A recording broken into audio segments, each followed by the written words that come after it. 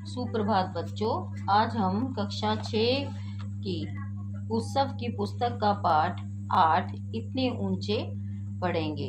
हाँ जी, देखिए, प्रस्तुत पाठ में प्रगति के मूल मंत्र को समझाया गया है।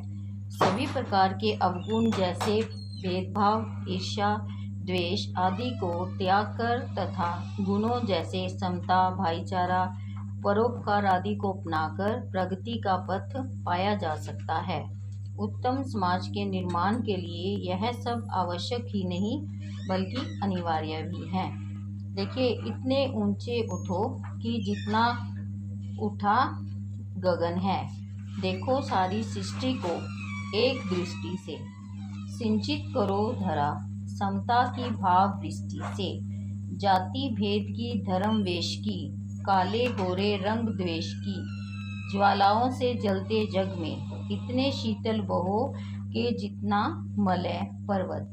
यानी इस कविता में क्या कहा गया है, इस सरलाट में क्या कहा गया है कि हमें ऊंच नीच के भाव में हमें जो है किसी के साथ किसी भी प्रकार का भेदभाव नहीं करना चाहिए। सभी के साथ एक समान व्यवहार करना चाहिए और गोरे काले का भी भेदभाव नहीं करना चाहिए। हमें नफरत की आग को समाप्त करके समाज में मलय पर्वत से आने वाली हवा की तरह शीतल और अपने चारों ओर शीतलता को फैलाने का प्रयास करना चाहिए। आगे नए हाथ में से वर्तमान का रूप सवारो, नई तुलिका से चित्रों के रंग उभारो, नए राग को नूतन स्वर दो, भाषा को नूतन अक्षर दो, युग की नई मूर्ति रचना में इतने मौलिक बनो कि जितना स्वयं सृजन। इस पंक्तियों में हमें क्या बताया गया है कि हमें आगे बढ़कर अपनी कल्पनाओं को जो है आकार देकर वास्तविक जीवन में लाने का प्रयास करना चाहिए। जिस प्रकार कोई कलाकार जो है अपने कला में ब्रश से रंग भरता है, उसी प्रकार से संगीतकार अपने नए रागों को स्वरों में पिरोता है। इसी तरह से हमें जो है अपने समाज को नया रूप देने के लिए आगे बढ़ना चाहिए। लो अतीत से उतना ही जितना पोषक, जीर्ण शीर्ण का मोह मृत्यु हो तक। तोड़ो बंधन रुके न चिंतन, गति जीवन की सत्य चिरतन। धारा के शाश्वत प्रवाह में इतने गति में बनो कि जितना है परिवर्तन।